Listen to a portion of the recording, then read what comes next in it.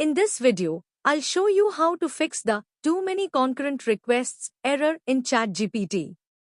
First, click here and select Cookies and Side Data. Now, click on Manage On-Device Side Data. Then, delete all data and click on Done. Next, click here again and open Site Settings.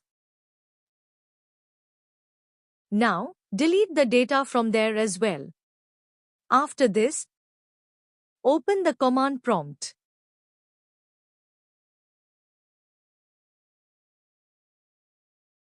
Enter the first command shown on your screen and press Enter. Once it's done, enter the second command and press Enter again. Finally, close all tabs and restart your laptop or PC.